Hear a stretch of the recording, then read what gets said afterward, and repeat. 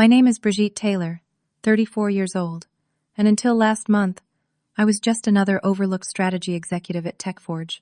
10 years of building acquisition plans only to have my assistant Maxwell take credit and mock me in front of our board.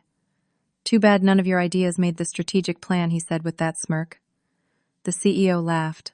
What happened next would sink a $225 million deal and change both our careers forever. If you're watching this, drop a comment letting me know where you're viewing from. Hit that like button and subscribe to see how I turned the tables on corporate betrayal. I always believed that hard work and integrity would eventually win out in the cutthroat world of tech strategy. After graduating from Harvard Business School with honors, I spent the next decade climbing from financial analyst to senior strategy executive at TechForge, a mid-sized technology company with big ambitions. We specialized in enterprise software solutions, competing against giants with $100 billion market caps, while trying to carve out our niche through innovation and strategic acquisitions. TechForge had grown steadily under the leadership of our CEO Thomas Reynolds, a charismatic 45-year-old visionary with a talent for exciting investors, but sometimes prioritizing speed over diligence. Move fast and fix problems later was practically his motto, which often clashed with my more methodical approach to business development. Brigitte is our voice of reason, Thomas would say. In management meetings, though I often suspected it wasn't entirely a compliment, she never lets us make a move without triple-checking every detail. My reputation for thoroughness had saved the company millions over the years by identifying problematic acquisitions before we pulled the trigger. I'd stopped us from purchasing a software firm with significant unresolved patent litigation and identified accounting irregularities at another target that later faced SEC investigation. These wins earned me respect, if not always appreciation, for slowing down the process. 18 months ago, Thomas hired Maxwell Reed as my executive assistant. Maxwell was 29, fresh from Yale, with an MBA and connections throughout the tech industry. He was brilliant, I'll give him that. Quick with financial models and skilled at synthesizing complex information into compelling presentations. Maxwell will help you scale your impact, Thomas told me. With your eye for risk and his speed, you'll be unstoppable. What Thomas failed to mention was Maxwell's ambition and complete lack of scruples. The warning signs appeared within weeks. During his first strategy meeting, Maxwell presented my analysis of potential acquisition targets as though the work had been his own. I've identified 3 promising candidates in the customer experience space, he announced to the room, flipping through slides I'd prepared and given him for final formatting. I spoke up immediately. Those are the targets from my assessment last month. I'm glad Maxwell found them useful for his onboarding. The room fell uncomfortable silent. Maxwell recovered smoothly. Absolutely. Brigitte laid excellent groundwork. I've just added some additional valuation metrics and growth projections. He had indeed added 2 slides with flashy graphics that looked impressive but added little substance. Thomas, however, was impressed. This is exactly why we brought you on, Maxwell, taking good work and making it exceptional. Over the following months, a pattern emerged. Maxwell would take my thorough analyses, repackage them with slick visuals, and present them directly to Thomas or other executives. He began speaking over me, in meetings interrupting with phrases like, "What Brigitte is trying to say is," before completely altering my point. Despite this behavior, I tried to mentor him. "Maxwell, we need to work as a team. I value your contributions, but undermining colleagues isn't how successful executives operate long-term." He nodded with feigned sincerity. "You're absolutely right. I get carried away with enthusiasm sometimes. I deeply respect your experience." 2 days later, I overheard him telling a colleague from marketing that I was old school and afraid of innovation. I should have taken stronger action then, but instead I focused on proving my value through results. Everything changed when Thomas announced our interest in acquiring Nexus Software, a promising startup with a valuation of $225 million. Nexus had developed what they claimed was groundbreaking AI technology for predictive analytics in supply chain management. Exactly the kind of capability TechForge needed to compete with larger rivals. This acquisition could transform our market position, Thomas declared, during the executive meeting, where he introduced the opportunity. Their technology is years ahead of competitors, and their client list includes Fortune 50 companies. I noticed Maxwell straighten in his chair, an unusual gleam of excitement in his eyes. When Thomas assigned him to support me in the due diligence process, Maxwell's enthusiasm seemed excessive, even for such a significant opportunity. We'll need to move quickly, Thomas emphasized. 3 other potential buyers are circling, and we have a narrow window to close this deal before the price goes up. I nodded cautiously. We'll be thorough but efficient. The size of this acquisition requires extra care. Just don't let perfect be the enemy of good, Thomas replied with a pointed look. This is a transformative opportunity we can't afford to lose. As the meeting dispersed, Maxwell lingered by Thomas's side, engaging him in conversation. I couldn't hear what they discussed, but their animated expressions and occasional glances in my direction left me uneasy. Something about this acquisition felt wrong from the start, but I couldn't yet pinpoint why. Later that day, Maxwell stopped by my office with the preliminary documents on Nexus software. I can take point on the financial models if you'd like to focus on the strategic fit, he offered a little too eagerly. That's thoughtful, but I'll need to review all aspects personally, I replied. $225 million is our largest potential acquisition to date. His smile tightened. Of course. Just trying to be efficient. As Maxwell left my office, I couldn't shake the feeling that this acquisition would test more than just our company's growth strategy. It would test my career survival instincts as well. The due diligence process for the Nexus acquisition began immediately. Thomas established an aggressive 8-week timeline to complete our assessment and present recommendations to the board. I assembled a team of analysts from finance, legal, and technology departments to examine different aspects of Nexus's business. Maxwell will coordinate the work streams and report directly to me. I informed the team during our kickoff meeting. All findings should be documented thoroughly and shared with the entire group. Maxwell nodded enthusiastically, but wasted no time establishing his own communication channels. By the end of the first week, I noticed he had scheduled separate meetings with Thomas that weren't on my calendar. When I asked about them, he described them as quick alignment check-ins to keep the CEO updated. Thomas wants frequent updates on our progress, Maxwell explained. These are just informal touchpoints to keep him in the loop. Nothing substantive. I might have believed him if Catherine, one of our financial analysts, hadn't mentioned that Maxwell presented preliminary valuation models to Thomas without my review. He showed some interesting scenarios for post-acquisition integration, Catherine said. I thought you'd approved them. I maintained my composure. I haven't seen those models yet. Please make sure all materials pass through me before they're shared more broadly. Catherine looked uncomfortable. Sorry, I assumed. Maxwell said you were focusing on the big picture and delegated the financial details to him. This pattern continued and intensified. Maxwell began positioning himself as the de facto lead on the acquisition. During the 3rd week of due diligence, I received a calendar invitation for a meeting with Nexus executives, scheduled during my daughter's school presentation, which had been on my calendar for months. Maxwell was listed as the meeting organizer. I confronted him immediately. Why was this critical meeting scheduled when I'm unavailable? Maxwell appeared genuinely surprised. Oh, that's when the Nexus team said they could meet. Thomas thought we shouldn't delay since the timeline is tight.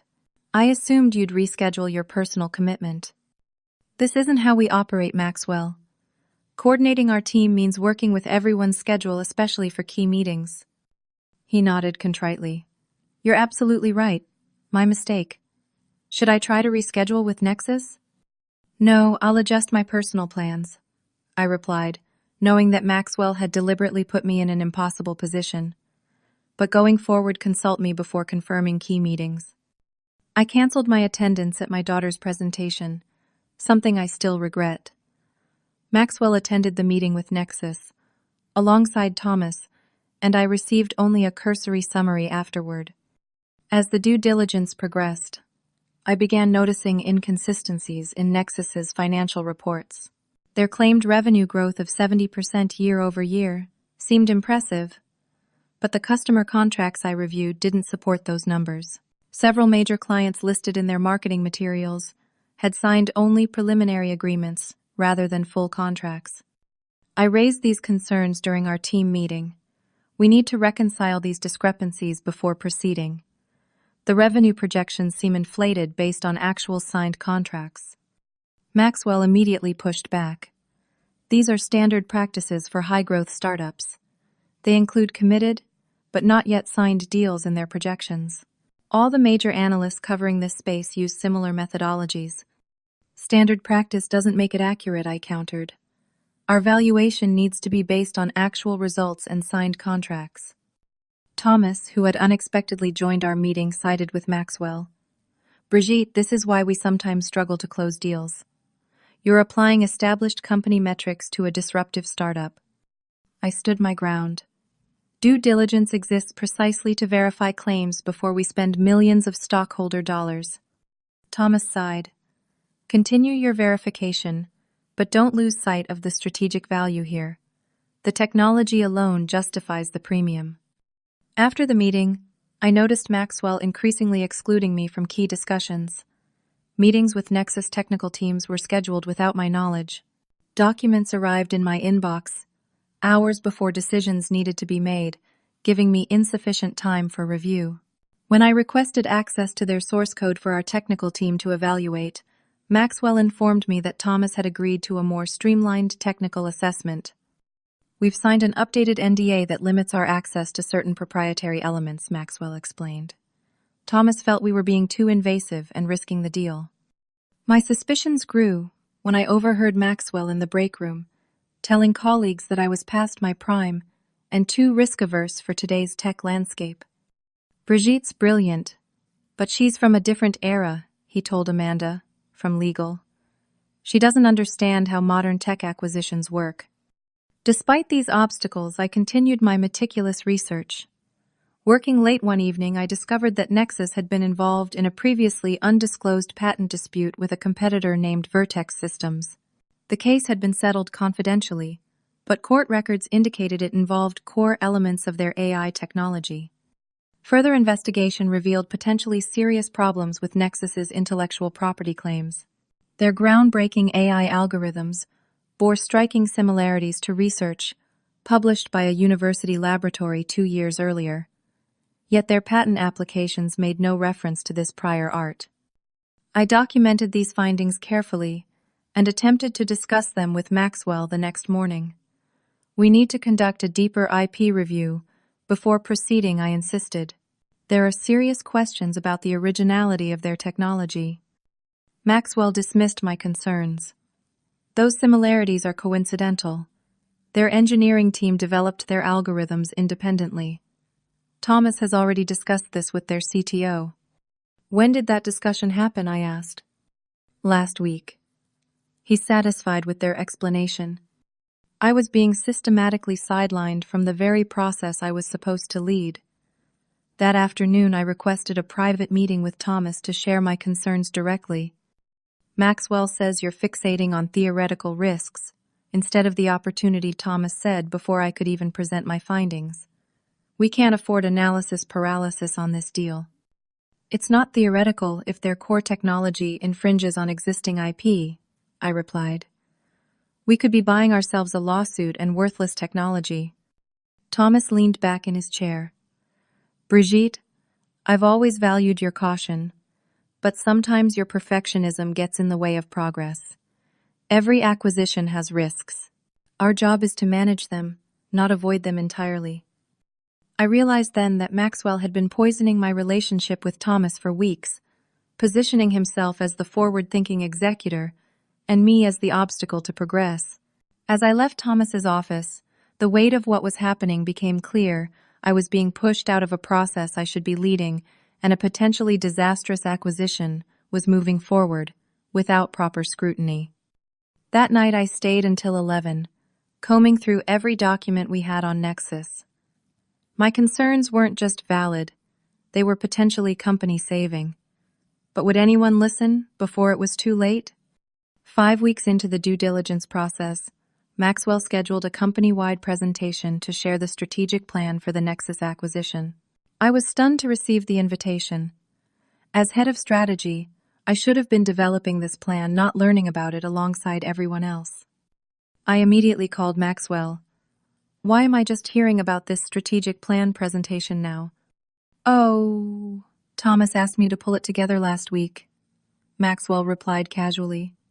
He wanted a fresh perspective, and since you've been focused on the risk assessment, I took the initiative on the integration strategy. That's literally my job description, Maxwell.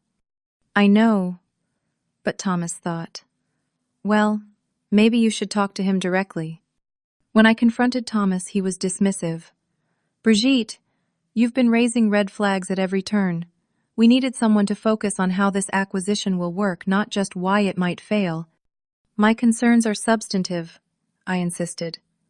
The technology may not be what they claim.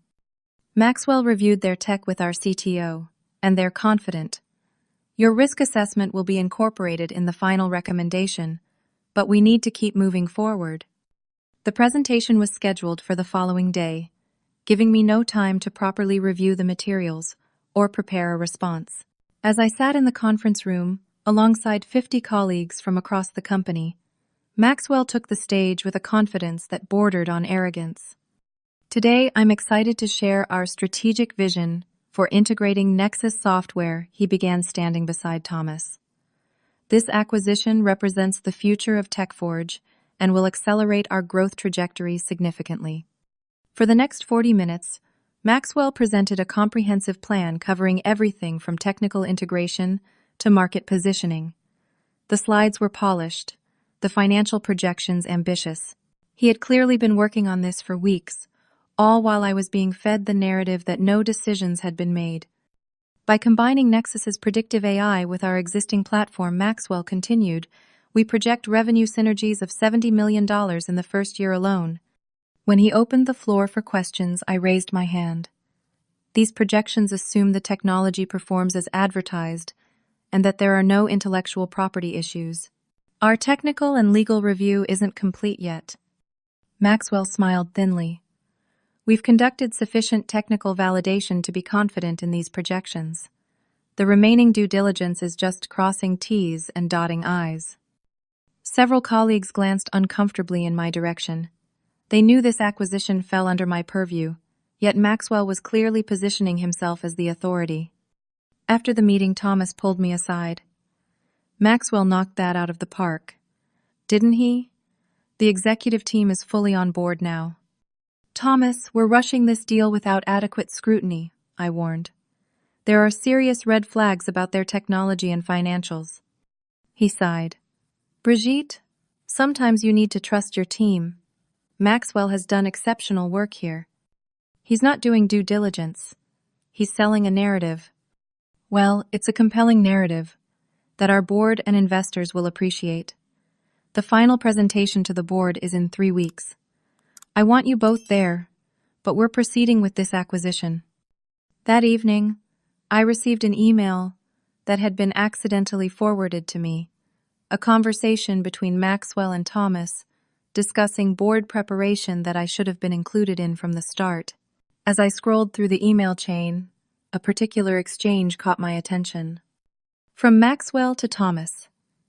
Regarding the IP concerns Brigitte raised, I've spoken with Nexus's legal team. They acknowledge the similarities with the university research, but insist their implementation is sufficiently different. They've agreed to add specific indemnification language to cover any potential claims. Thomas's reply. Good enough for me. No need to dig further on this unless Brigitte finds something concrete. The deal timeline is the priority now. I sat back stunned. Maxwell was aware of the IP issues, but had deliberately downplayed them.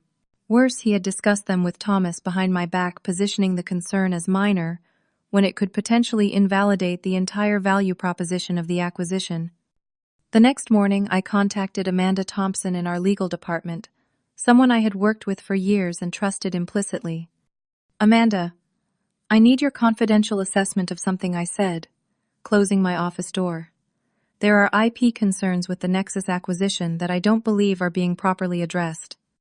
Amanda reviewed the materials I'd gathered, her expression growing increasingly troubled. This is serious, Brigitte. These algorithms appear substantially similar to the published research.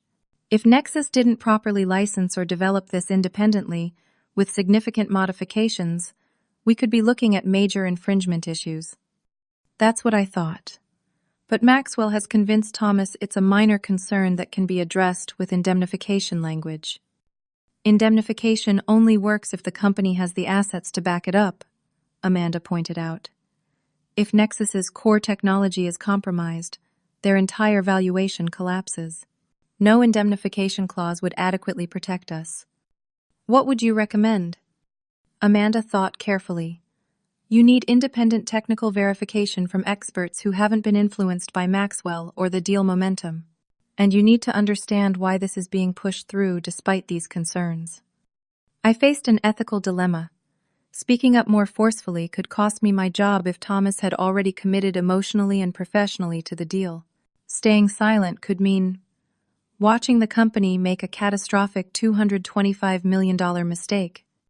That night I began researching more thoroughly, starting with Nexus's founding team. Their CEO had impressive credentials, but as I dug into their chief technology officer's background, I discovered something disturbing. Ryan Fletcher, Nexus's CTO, had previously worked at a small AI startup called Algor Systems, where Maxwell had been a product manager 3 years earlier. This connection wasn't mentioned in any of our due diligence materials. Further investigation revealed that Maxwell and Fletcher had co-authored a paper on machine learning during their time at Algor. Maxwell had deliberately concealed a prior professional relationship with a key executive at our acquisition target. The next morning, I discreetly asked our HR director for access to Maxwell's employment application and background check, claiming I needed it for the due diligence file. His resume listed the position at Algor Systems, but made no mention of working with anyone now at Nexus. I continued digging through public records and discovered something even more troubling. Maxwell owned stock options in a holding company that appeared in Nexus's cap table. If this acquisition went through, Maxwell stood to personally profit beyond his role at TechForge. Working late into the night, I prepared a comprehensive dossier documenting everything the intellectual property concerns, the undisclosed relationships, the financial discrepancies, and Maxwell's potential conflict of interest. I included technical assessments, legal opinions from Amanda, and evidence of how Maxwell had systematically excluded me from critical parts of the process. As I finished compiling the documents at 2 a.m, I realized the board meeting was just 2 days away. Maxwell had scheduled the final prep session without including me. I would have only one chance to prevent a disaster, and it would require perfect timing and irrefutable evidence. I made 3 copies of my dossier. 1 stayed with me, 1 went into Amanda's safekeeping, and the 3rd I prepared in a simple blue folder, labeled Nexus Acquisition Critical Risk Assessment. The betrayal was no longer just professional, it had potentially crossed into unethical conduct that could damage the company I had helped build for a decade. I went home that night knowing that the next 48 hours would likely determine both the company's future and my career. The day of the board meeting arrived with a palpable tension in TechForge's executive floor. The company had spared no expense in preparation, transforming our largest conference room into an impressive presentation space. Digital displays showed Nexus's logo alongside our own, creating a visual impression that the deal was already completed. I arrived an hour early, dressed in my most professional navy suit, my dossier, secure in my leather portfolio. The reception area outside the boardroom was already buzzing with activity as staff arranged refreshments and technical support checked the presentation systems. Maxwell arrived 40 minutes before the scheduled start, looking confident in an expensive new suit. He nodded curtly in my direction before joining Thomas, who was reviewing notes at the far end of the room. "Morning, Brigitte," Thomas said as I approached. "All set for today?" "Absolutely," I replied calmly. "I've prepared thoroughly for this discussion." Maxwell interjected quickly. "Thomas and I ran through the final presentation until midnight. It's bulletproof. I'm sure the board will have questions beyond the slides I noted."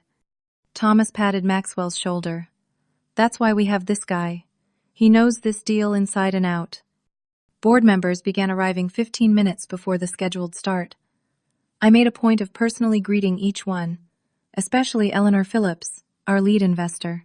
Eleanor was a veteran of technology investments with a reputation for incisive questions and zero tolerance for inadequate preparation. Brigitte, good to see you, Eleanor said warmly. I've been reading about predictive AI applications. Fascinating space. It is indeed, I agreed. There's a lot to consider with this acquisition. Maxwell smoothly inserted himself into our conversation. Eleanor, I'd be happy to walk you through our technical assessment before we start. Eleanor looked between us, sensing the tension. Let's save it for the formal presentation, shall we? At precisely 10 o'clock, all 12 board members were seated around the polished conference table. Thomas opened the meeting with his customary enthusiasm. Today represents a pivotal moment for TechForge, he began. The acquisition of Nexus Software will position us as leaders in AI-driven enterprise solutions. Maxwell Reed has led our strategic assessment and will present our findings and recommendations. I noticed several board members glance in my direction, clearly surprised that the company's senior strategy executive wasn't leading this presentation. I maintained a neutral expression as Maxwell took center stage. For the next 40 minutes, Maxwell delivered a polished presentation outlining Nexus's technology market position and the projected financial benefits of the acquisition. His slides were impeccable, his delivery confident. He positioned the $225 million price tag as a bargain given the projected revenue synergies. In conclusion, Maxwell said this acquisition represents the transformative opportunity TechForge has been seeking. We recommend proceeding to final contract negotiations immediately to secure this asset before competitors recognize its value. Thomas nodded approvingly. Questions from the board? Eleanor spoke first. I'd like to hear from Brigitte on the due diligence findings. As our head of strategy, what's your assessment? Before I could respond, Maxwell interjected, I can address the due diligence questions. Brigitte was involved in early stages, but I've overseen the comprehensive process. I started to speak, but Maxwell continued. We've identified standard integration challenges, but nothing that impacts our valuation thesis. Eleanor persisted. Brigitte, your thoughts? As I prepared to answer, Maxwell delivered the blow he'd clearly been waiting to inflict. Actually, he said with a slight smirk, Brigitte had some initial concerns, but they didn't materially impact our strategic plan. Too bad none of your ideas made the final strategic plan. Right, Brigitte? The room fell silent. Thomas chuckled awkwardly, attempting to diffuse the tension, but only making it worse. Several board members shifted uncomfortably in their seats. I felt a momentary wave of shock at the blatant disrespect, followed by an unexpected calm. Months of frustration crystallized into perfect clarity. This wasn't just about me or Maxwell anymore. It was about corporate governance and $225 million of shareholder money about to be wasted. I smiled, stood up slowly, and walked around the table to where Eleanor was seated. Without a word, I opened my portfolio and removed the blue folder I had prepared. I placed it directly in front of her. What's this? Eleanor asked. Information critical to your fiduciary duties regarding this acquisition. I replied clearly, ensuring everyone in the room could hear. I recommend you start with the executive summary on page 1. Maxwell's confident expression faltered. We haven't reviewed whatever this is. This isn't the appropriate forum for last-minute materials. Eleanor held up her hand to silence him and opened the folder. Her expression shifted from curiosity to concern to alarm as she read the first page. After a long moment, she looked up at Thomas, her voice deadly serious. Call your lawyer. Now. Thomas blanched. What? Why? Eleanor turned to the other board members. I move that we immediately enter executive session.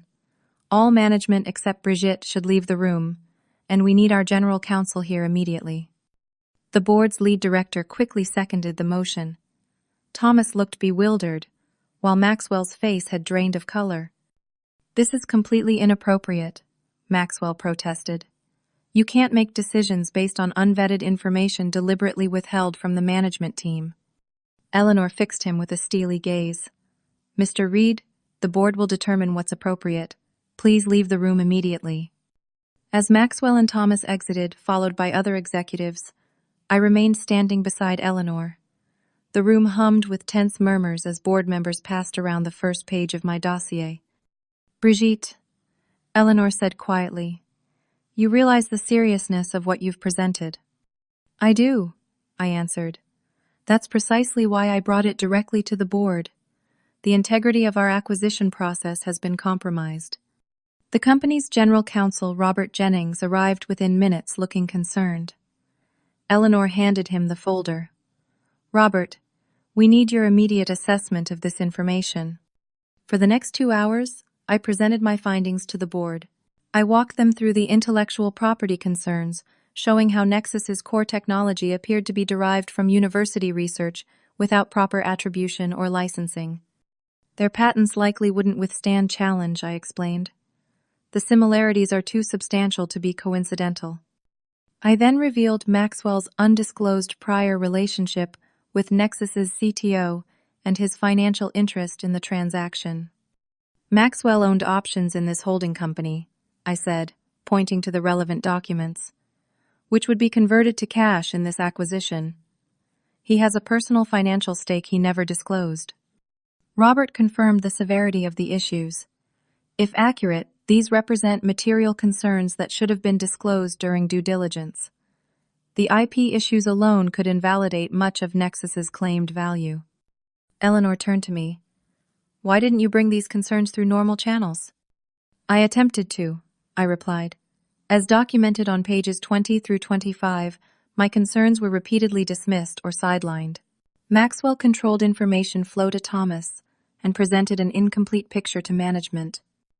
The board members exchanged troubled glances. Eleanor finally spoke for the group.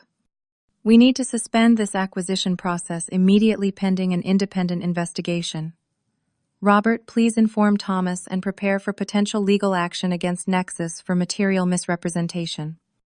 As the executive session concluded, the board asked me to wait outside while they deliberated next steps.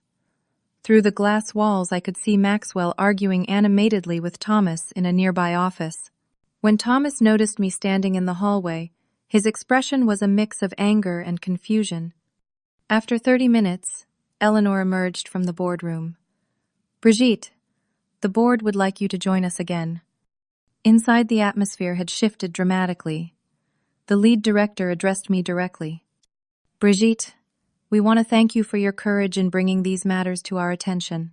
We've unanimously voted to halt the Nexus acquisition process and launch an independent investigation into both the company and the internal processes that failed here. Eleanor added, we've also asked Thomas to place Maxwell on administrative leave, pending investigation of his potential conflict of interest. As I left the boardroom, I saw security personnel approaching Maxwell's office. The acquisition that had seemed inevitable just hours ago had collapsed, and with it, Maxwell's carefully constructed deception. Thomas caught up with me in the corridor, his earlier confidence replaced with grave concern. Is it really this bad? Could we have been this wrong? Yes, I said simply, but we caught it before signing the deal. Why didn't you come to me directly? He demanded. I met his gaze steadily. I tried, Thomas, multiple times, but Maxwell had convinced you not to listen. As security escorted Maxwell from the building, his final glare in my direction contained pure hatred. But I felt no satisfaction in his downfall, only relief that a potentially disastrous acquisition had been prevented. The board meeting that was supposed to approve a $225 million acquisition had instead exposed a fundamental breakdown in corporate governance. As I returned to my office, I knew the coming weeks would bring intense scrutiny and difficult conversations. But for the first time in months, I could breathe, knowing that integrity had prevailed. The 48 hours following the board meeting were a whirlwind of activity. TechForge's general counsel Robert Jennings assembled a crisis management team, including outside legal counsel, specialized in securities law and corporate governance. The executive floor buzzed with urgent meetings as the company scrambled to understand the full implications of what had transpired. I spent most of that time in conference rooms, repeating my findings to increasingly larger groups of lawyers and executives. With Maxwell gone, information that had been compartmentalized began flowing more freely, and others started corroborating parts of my assessment. Catherine from the finance team approached me privately. "Brigitte, I need to tell you something. Maxwell asked me to exclude certain data points from the financial models because they were outliers that would confuse the narrative. When I pushed back, he said it came from Thomas directly." "Did you document this request?" I asked. "Yes, I kept the original models and his emails. I should have told you sooner, but he implied my job would be at risk." Similar conversations occurred with other team members who had been pressured or misled by Maxwell. The picture that emerged was disturbing: a systematic campaign to control information and drive the acquisition forward, despite clear warning signs. On the second day, Thomas finally requested a private meeting with me. When I entered his office, he looked like he had aged years in 48 hours. "The board is furious," he said without preamble. "Eleanor has called for an emergency governance review. This is a mess, Brigitte." "It could have been much worse if the deal had gone through," I pointed out. Thomas ran his hands through his hair. "Did you know Maxwell was having private dinners with Nexus executives dating back 6 months before we officially engaged with them?" I suspected something, but I didn't have proof of that specific connection. He brought them to me as a new discovery he had made through industry contacts. Thomas looked genuinely distressed. "I feel like an idiot." "He was skilled at manipulation," I said, offering a small measure of grace. "And he told you what you wanted to hear, about a transformative opportunity." "That's no excuse. I should have listened to your concerns." Thomas straightened in his chair. "The board has asked me to place you temporarily in charge of strategic operations while the investigation proceeds." I raised an eyebrow. "How do you feel about that?" "Honestly relieved. You were right, and you saved us from a disaster of my making. I need to rebuild trust with the board, and having you step up helps demonstrate that we're correcting course." The next morning, Robert Jennings called me to his office, where he was meeting with Diane Winters, a partner from our outside counsel. "We've conducted preliminary interviews with Nexus executives," Diane explained. "Their story is falling apart. They're claiming they were forthright with Maxwell, and that he understood the limitations of their technology." "Are they acknowledging the IP issues?" I asked. "Not explicitly, but their answers about the development timeline are inconsistent. We believe they're preparing to claim that Maxwell misrepresented their disclosures to TechForge." Robert added, "The board has authorized us to refer this matter to the SEC if we find evidence of securities fraud. This could get very ugly." "What about Maxwell's financial interest?" "Confirmed," Diane said grimly. "He owned options through an LLC registered in his brother-in-law's name. He would have made approximately $3.2 million personally from this deal." The news spread quickly throughout the company despite efforts to manage communications. By the end of the week, TechForge's stock had dropped 7% as analysts speculated about governance problems. Competitors began circling, sensing weakness and opportunity. I called an all-hands meeting to address the mounting anxiety among employees. "I know there are rumors and concerns," I began, facing hundreds of worried faces.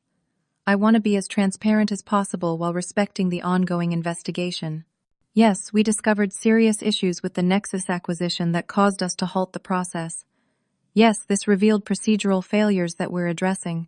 But no, this does not threaten TechForge's core business or future." The questions came rapid fire. Will there be layoffs? Is the CEO resigning? Are we still looking for acquisitions? I answered as honestly as I could. Our fundamentals remain strong. We're pausing major M&A activity while we strengthen our processes, but this experience will ultimately make us a stronger company. Not everyone was supportive. Maxwell had cultivated allies throughout the organization, who viewed me as the villain who derailed an exciting opportunity. Anonymous messages appeared on the company's internal forum, questioning my motives, and accusing me of sabotaging the deal out of jealousy. Thomas called me into his office after receiving the preliminary investigation report from outside counsel. "It's worse than we thought," he said, pushing a document across his desk. Nexus knew their technology infringed on the university research. They had received a cease and desist letter 6 months ago, but didn't disclose it. I reviewed the findings, and Maxwell knew about this. The investigators found emails between him and their CTO discussing how to position the IP situation to make it digestible for our legal team. Thomas looked physically ill. They were deliberately concealing material information. What happens now? The board has called an emergency session for tomorrow. Eleanor wants both of us there. The board meeting was tense but surprisingly constructive. Eleanor opened by acknowledging the governance failures while commending the eventual correction. "This could have been catastrophic," she stated bluntly. "A $225 million acquisition of compromised technology would have destroyed shareholder value and potentially resulted in years of litigation." The board had 4 immediate directives. First, TechForge would file a formal complaint with the SEC regarding Nexus's material misrepresentations. Second, the company would implement enhanced due diligence protocols with mandatory independent verification of technology claims. Third, all executives involved in M&A would be required to disclose any pre-existing relationships with potential acquisition targets. Fourth, the board would form a special committee to review all major decisions made during Maxwell's tenure to ensure no other issues existed. As the meeting concluded, Eleanor asked me to stay behind. "Brigitte, the board recognizes that your integrity saved this company from a significant mistake. We're discussing appropriate recognition of your contribution, but in the meantime we need you to help rebuild confidence both internally and with our investors." Over the following weeks, the fallout continued to spread. The SEC opened a formal investigation into Nexus. 2 of their executives resigned. Industry publications ran stories with headlines like "TechForge dodges $225 million, bullet and due diligence, heroin saves tech firm from acquisition disaster." Maxwell hired an aggressive attorney and threatened to sue for wrongful termination, claiming he was being scapegoated for management failures. His attorney approached me directly, suggesting that a joint narrative blaming Nexus entirely would benefit everyone. "Your client committed a serious ethics violation," I informed the attorney. "The evidence is overwhelming. I suggest he cooperate with investigators if he wants to salvage any part of his career." The threat of legal action evaporated shortly after the SEC investigators interviewed Maxwell. Throughout this period, running day-to-day strategy operations while managing the crisis response stretched me to my limits. I worked 16-hour days, reassuring clients, supporting the investigation, and trying to rebuild the team's morale. The most difficult conversations were with Thomas, who alternated between gratitude for my intervention and resentment over the damage to his reputation. In quieter moments, he acknowledged his responsibility. "I wanted that acquisition to be the capstone of my time," as CEO he admitted during a late evening discussion. "I let that desire cloud my judgment and ignored warning signs I should have heeded." "What matters is how we respond and what we learn," I replied. 6 weeks after the board meeting, the independent investigation concluded with a comprehensive report documenting the failures and recommending structural changes. Maxwell's deception was fully exposed, but systemic weaknesses had enabled his actions. As difficult as this period was, it represented a necessary cleansing. The acquisition that might have damaged TechForge irreparably had instead forced a reckoning with flawed processes and misaligned incentives. From the ashes of this crisis, a stronger company could emerge if we learned the right lessons. The formal SEC investigation into Nexus Software began in earnest 3 months after our board meeting confrontation.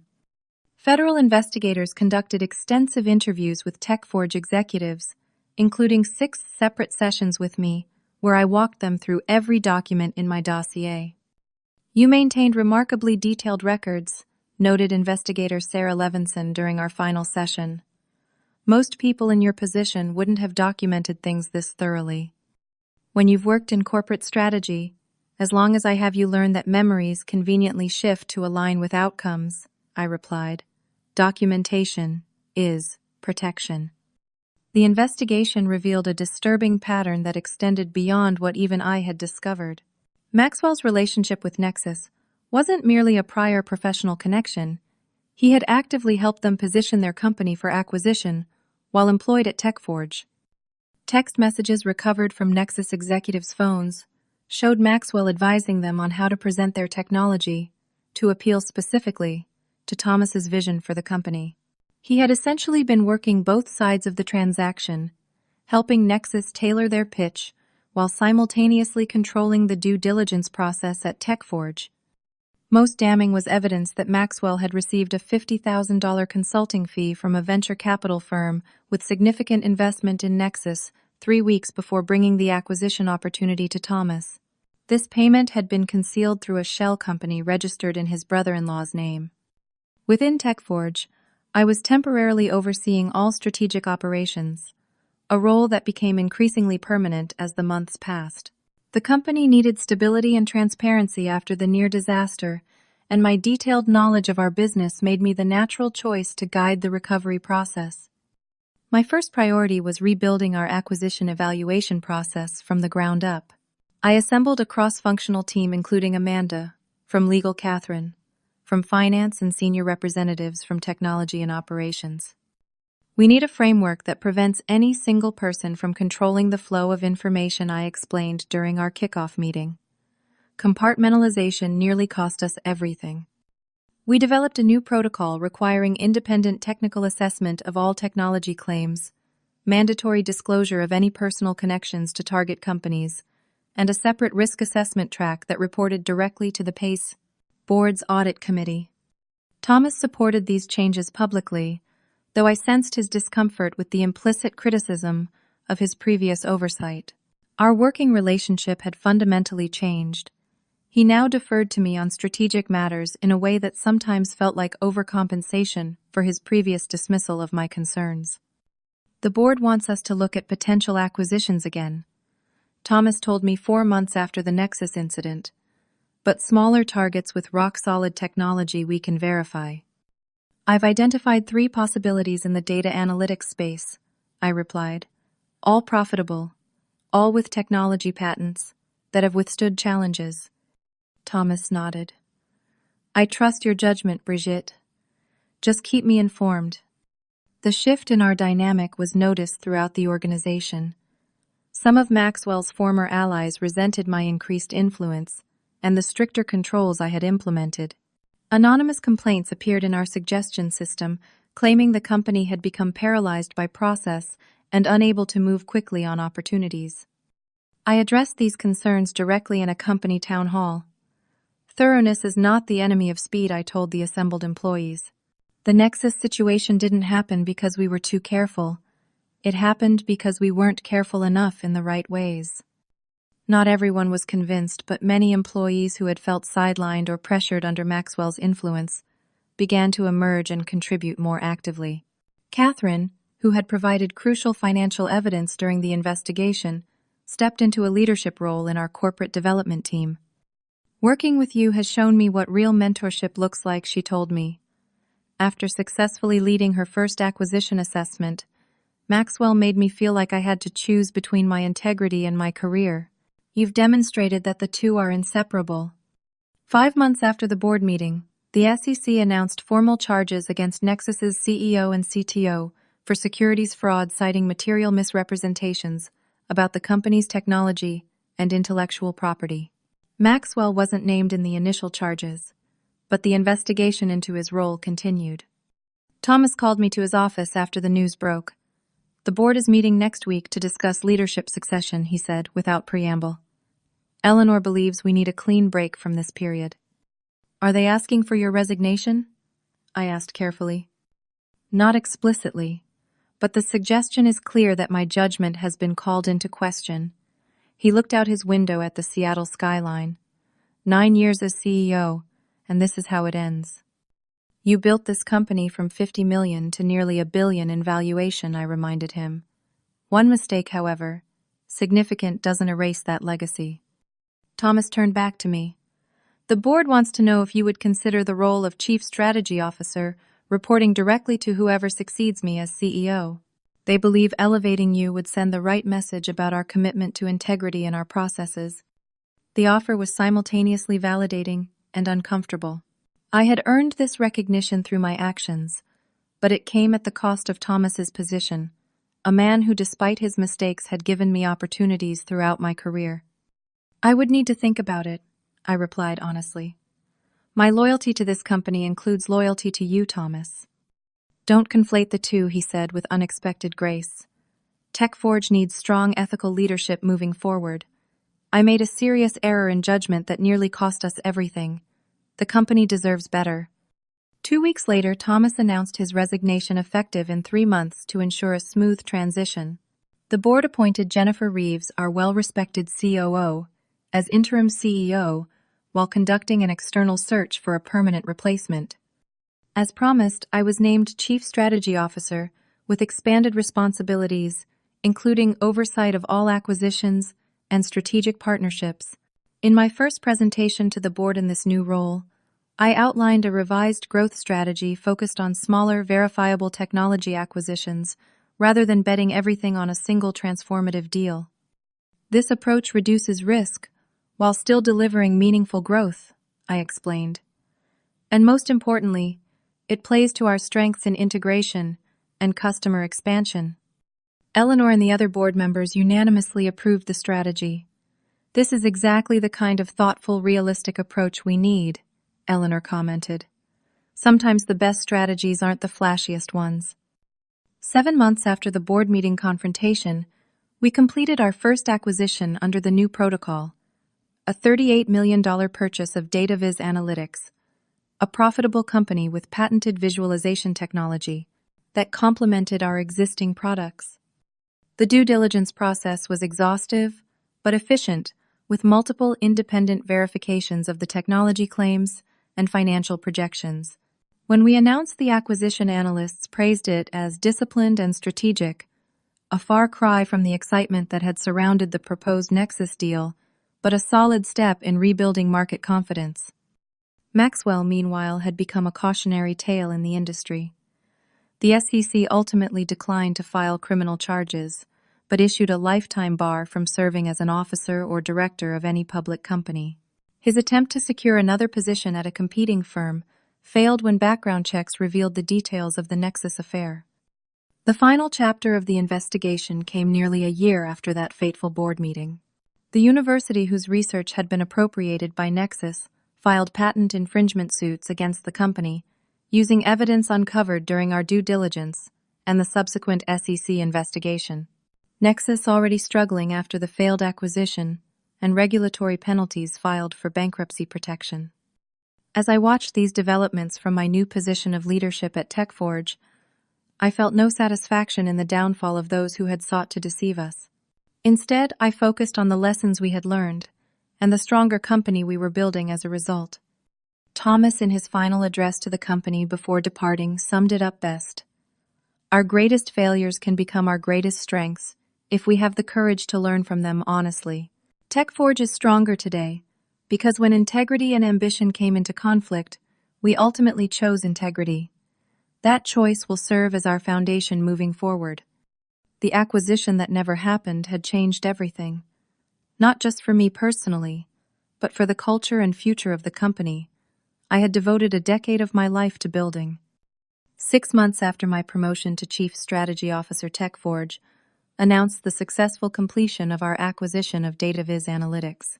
What made this $38 million deal remarkable wasn't its size, but the thoroughness and transparency with which it had been executed. This represents the new TechForge approach to growth, Jennifer Reeves, our interim CEO, stated during the announcement. Strategic, verified, and built on a foundation of integrity at every step. The market responded positively, with our stock price increasing 12% over the following month. Analysts who had been skeptical after the Nexus debacle began publishing favorable reports about our disciplined comeback strategy. My new role gave me the authority to implement the changes I had long believed necessary. Working closely with our newly formed Ethics and Governance Committee, I developed comprehensive ethical guidelines for our corporate development activities.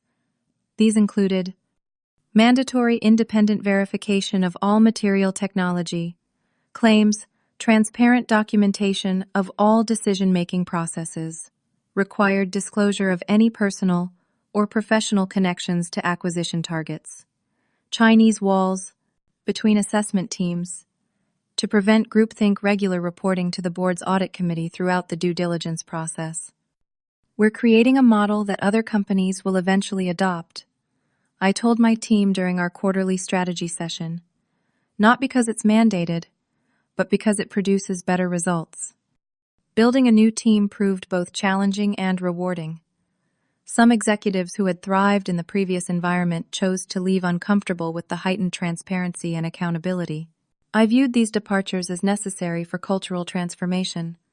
Catherine Davis, who had shown such courage during the Nexus investigation, was promoted to Director of Financial Strategy. I want people who demonstrated integrity when it was difficult, not just when it was convenient, I explained, when recommending her promotion to Jennifer. I took particular satisfaction in mentoring junior employees who had been marginalized under the previous regime.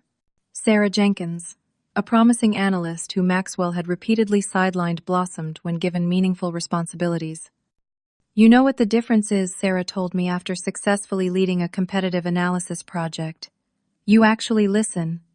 When I raise concerns, you treat them as valuable input rather than obstacles. This feedback meant more to me than any formal recognition. Creating an environment where people could do their best work without compromising their integrity was perhaps my most meaningful achievement.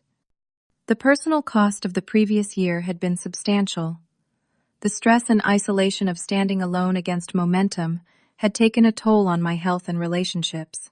During the months of investigation and transition, I had barely seen my family working 16-hour days and bringing work home on weekends. My husband James had been supportive throughout, but as things stabilized, he gently pointed out the imbalance. You saved the company, Brigitte. Now, maybe save some time for yourself and us. He was right. I had won a professional battle but neglected other equally important aspects of life. With Jennifer's encouragement, I began delegating more effectively and establishing boundaries between work and home. The company needs you at your best, Jennifer advised. That means sustainable work patterns, not perpetual crisis mode. Taking this advice to heart, I scheduled my first 2-week vacation in years, a hiking trip through national parks with my family. Disconnecting completely was terrifying at first, but by the second day, I felt a weight lifting that I hadn't even realized I was carrying. Thomas Reynolds, our former CEO, reached out shortly after I returned. We met for coffee at a small cafe away from the office district. You look rested, he observed. Leadership suits you. It's getting easier, I admitted. How are you doing? Better than I expected, he smiled ruefully. There's a certain freedom in having your worst professional mistake behind you. Every decision seems less fraught now. Thomas had started a small consulting practice, working with early-stage startups on governance issues. I'm teaching them what not to do, based on extensive personal experience. That's valuable knowledge, I said sincerely. He nodded. The irony isn't lost on me, but I'm finding meaning in helping others avoid similar pitfalls. After a pause, he added, I never properly thanked you, Brigitte. You saved TechForge from a disaster I was blindly walking into. That took extraordinary courage. I was just doing my job, I replied. No, you were doing what was right when it would have been much easier to go along. Thomas leaned forward. Never diminish that. Integrity isn't about grand gestures. It's about making the difficult choice when everyone else is taking the easy path. His words stayed with me as TechForge continued its transformation. A year after the Nexus incident, we had completed 3 strategic acquisitions, all successful, all meticulously vetted. Our stock price had recovered, and then surpassed its previous high. The board appointed Jennifer as permanent CEO with my enthusiastic support. The final chapter in the Maxwell saga came unexpectedly. A technology journal published an investigative piece titled "The Deal That Almost Was Inside the Near Catastrophic Nexus Acquisition." The article detailed Maxwell's deception and the systemic failures that had enabled it, but also highlighted the changes TechForge had implemented afterward. The reporter had interviewed numerous industry sources, including Thomas and several board members. I had declined to participate, preferring to focus on the future rather than rehashing the past. The article's conclusion quoted an unnamed board member. "The hero of this story is the executive who refused to be silenced despite enormous pressure." In an industry often criticized for prioritizing growth over governance, she demonstrated that integrity and success aren't mutually exclusive, they're interdependent. Several colleagues sent me the article, but I didn't need external validation anymore. The real measure of our success wasn't in media coverage, but in the culture we were building daily. During a leadership retreat 18 months after the board meeting confrontation, Jennifer asked each executive to share their most important professional lesson. When my turn came, I thought carefully before responding. "I've learned that courage isn't the absence of fear," I said. "It's feeling the fear of standing alone and doing what's right anyway. And I've learned that organizations don't fail or succeed because of one person's actions. They fail or succeed based on the cultural systems that either enable integrity or undermine it." "And how would you describe our culture now?" Jennifer asked. I smiled. "A work in progress, but one where speaking truth to power is valued, not punished. Where due diligence isn't an obstacle to progress, but the foundation of sustainable growth. Where we understand that how we achieve results matters as much as the results themselves." 2 years to the day after that fateful board meeting, I sat in the same conference room, now leading a strategy session with my expanded team. Catherine was presenting an acquisition opportunity she had identified and thoroughly researched. Looking around at the engaged faces, some who had been there during the crisis, others who had joined since, I felt an unexpected sense of peace. The company that had nearly made a catastrophic $225 million mistake had transformed that near disaster into a catalyst for positive change. The assistant who had mocked me was long gone, but his impact remained, not in the way he intended, but as part of a painful lesson that had ultimately made both me and TechForge stronger. As Catherine concluded her well-researched presentation, I recognized that my greatest professional achievement wasn't preventing a bad acquisition or earning a C-suite title. It was helping to build an organization where ethical decision-making wasn't exceptional, but expected, where speaking up was encouraged rather than punished, and where integrity served as the foundation for sustainable success. Have you ever had to stand alone against pressure to compromise your principles? I would love to hear your stories in the comments below. This journey taught me that sometimes the hardest professional moments lead to the most meaningful growth. If this resonated with you, please like this video and subscribe to see more stories of overcoming workplace challenges. Remember, in business and in life, integrity isn't just about being morally right. It's about creating sustainable success. Thank you for watching, and may you find the courage to stand firm when your moment of truth arrives.